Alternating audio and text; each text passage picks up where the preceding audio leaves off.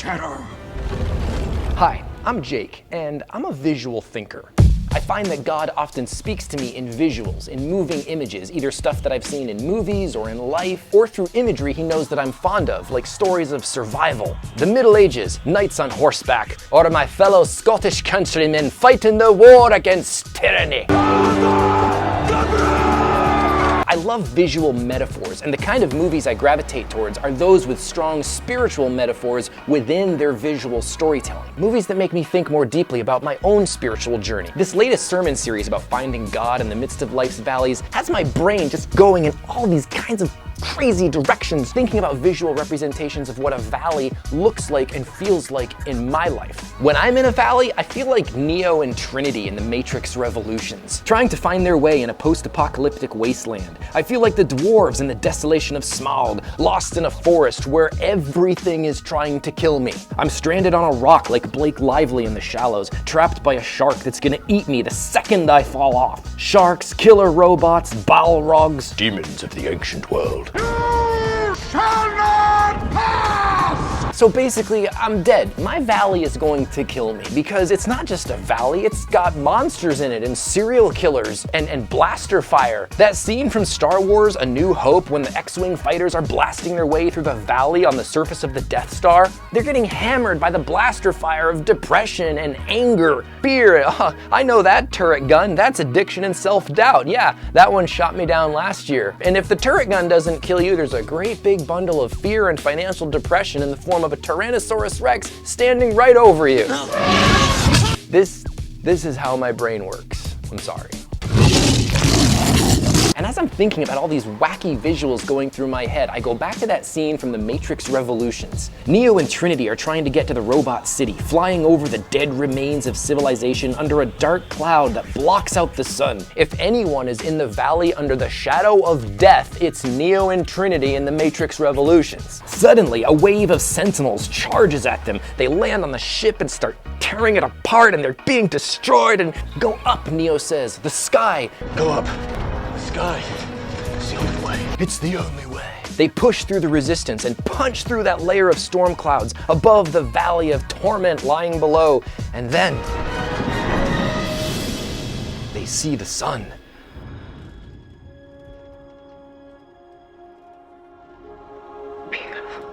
You could say that this is a depiction of what Christians refer to as a mountaintop experience. A moment with God in the midst of the crazy insanity of life that gives you a glimpse of what really matters. As I was thinking about this, I realized this happens in almost every movie that uses that metaphor. There's always a moment where the character who's going through a deep, dark valley has this beautiful, freeing moment that helps them refocus and change their perspective. In The Desolation of Smaug, when the dwarves were lost in a haunted forest, there was something in the air under the trees that was making them sleepy and docile, and then they got ensnared by giant spiders. But the brave hobbit, Bilbo Baggins, had the state of mind to climb a tree, up high above the forest floor, above the poison that was killing them down below. His head breaks through the treetops, and suddenly, clarity. By getting away from the drudgery down below, he gained a new perspective. He looked ahead and saw a glimpse of their destination and knew which way they had to go. All hope seemed lost for Blake Lively in The Shallows until she was able to stand, look around, and see the buoy, her destination, in which she knew might be the tools she needed to get help. There is hope to be found in every valley that we're in. There are treetop experiences that God gives us before and during life's hardest moments that give us an opportunity to set our sights and brace for the trials ahead before we dive in. But how do we get to these treetop experiences? I mean, they don't just happen. For that answer, I suggest we go to one of the greatest visual metaphors in cinema, Superman. There's a great scene in director Zack Snyder's Man of Steel. A young Superman is in school and he's just discovering his superpowers. His X-ray vision kicks in, his super hearing startles him, his body's sensory system goes into overload, giving way to a panic attack. He runs away and hides in a closet. His mother comes and tries to get him to calm down. He says, "The world's too big, Mom."